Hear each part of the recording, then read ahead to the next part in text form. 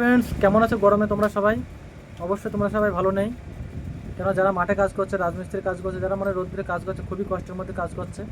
কিন্তু আমি কাজ করে তোমরা কিন্তু সবারই কিন্তু একটাই কিন্তু মাথায় লক্ষ্য রাখতে হবে যে আমরা পয়সা কিন্তু বেলায় অনেক টাকা খরচা করে ফেলি।